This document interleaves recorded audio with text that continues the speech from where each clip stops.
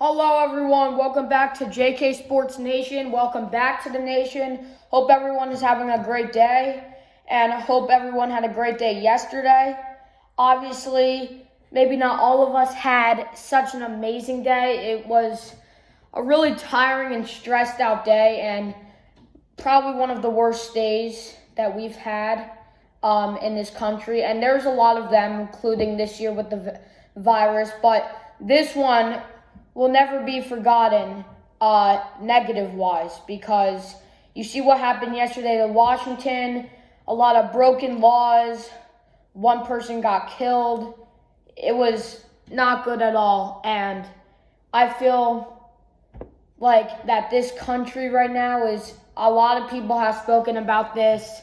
You see about the Senate and Washington, the state, what happened yesterday. So we're not really going to focus about sports today. You see, when you're watching First Take in Sports Center, this is really about what happened yesterday. It was horrible. It was disgusting. Nobody really wanted to see that at all. And I know I've been watching the news quite a long time yesterday. And horrible news. Horrible. It's so disgusting to hear that. And a lot of violence, and people were trying to protest. If you don't know, I'm sure a lot of people know about this. If so, probably everyone.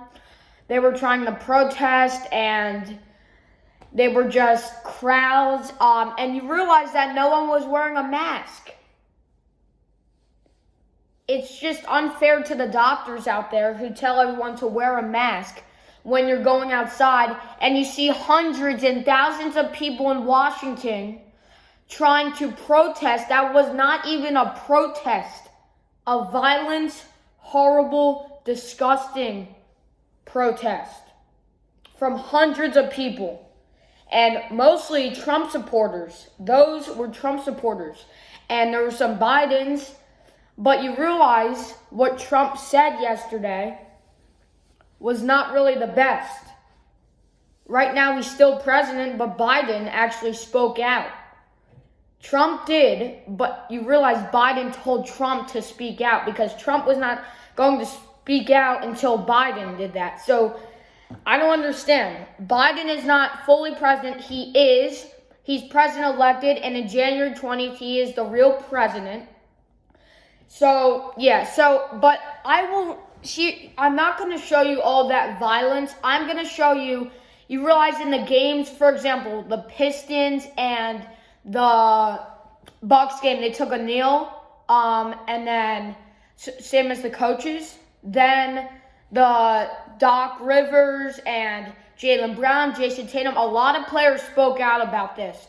You realize you got to focus on this first, not basketball, which is so important right now with our country. We're trying to deal with our country right now in America, and now it's not going well. Now, that's not a great start to 2021. I know everyone should agree with me with that. This is not a good start to 2021, especially what happened yesterday. Now it's all over the news. And I've watched it a million times yesterday for a really long time, and it stresses me out. It frustrates me. And I just want this country to be like the other years when this virus wasn't here and then violence comes. It's just horrible, horrible.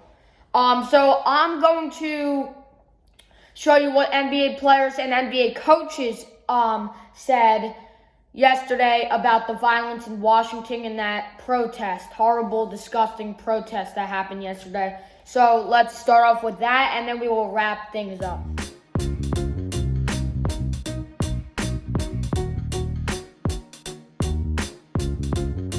And it's such an individual emotion, and it's almost what I was saying earlier, as an older black male, I've seen police dogs being unleashed on people, and then you see the day where there's nothing. And so that's an emotion that I have, right? Tobias and those guys probably don't have that emotion. So, and I don't know how many guys even watching TV today. you just don't know, but it's going to be the talk for both teams. Washington, just think about them. It's where they live right now. So they have a lot on their plate.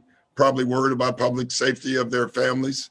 So this is a tough one tonight, I got to tell you, and we'll see how it turns out. I think everybody came into the arena this evening just sort of dazed. There was so much going on. The great news, this morning out of Georgia, for those of us who feel like change is needed in this country, those 2 victories in the Senate races were amazing news.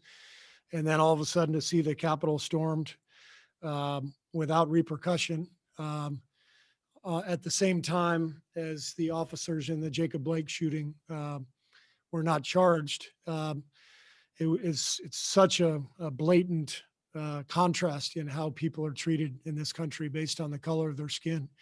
Thousands of white people can storm the Capitol and not face any sort of obstruction from police. But heaven forbid a 12-year-old black boy carry a toy gun in a park, or a 15-year-old black boy walk home from a store with a bag of Skittles, or a young black male run through the neighborhood on a jog.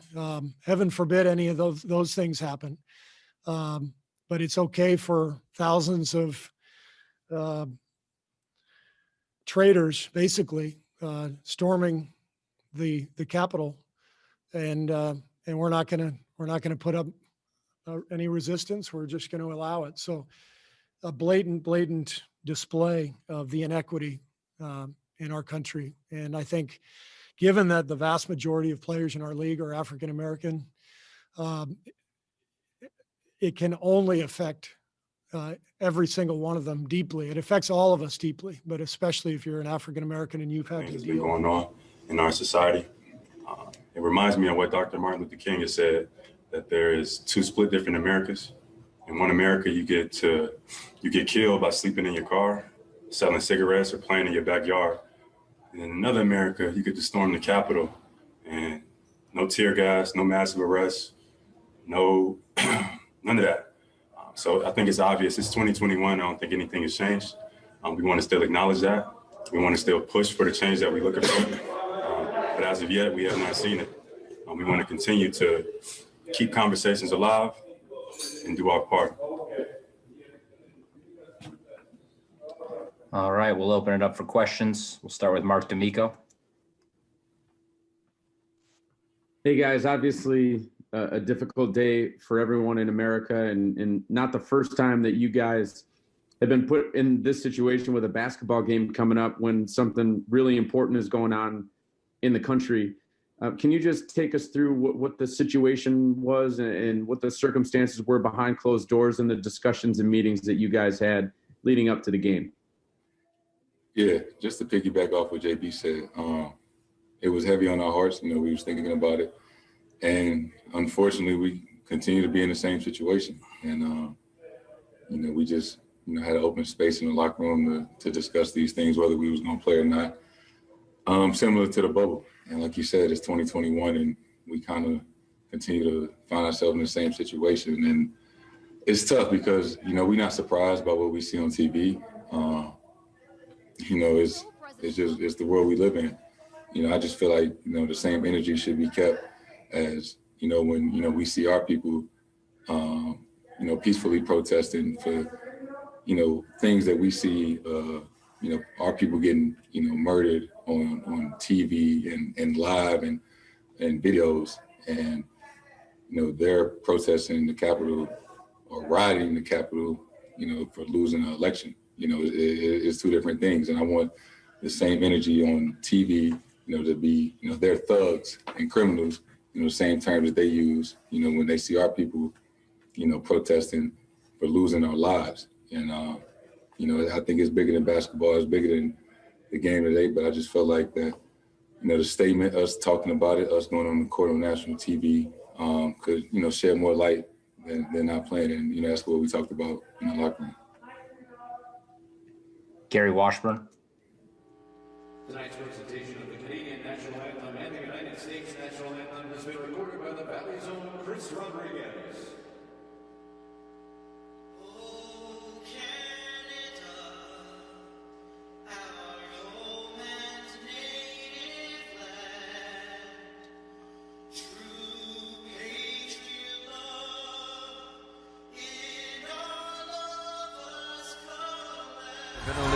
time. The Pistons hope that Well, off the opening tip, the teams both take a knee in their continuing tribute to social justice. The coaching staff of the Milwaukee Bucks also taking a knee.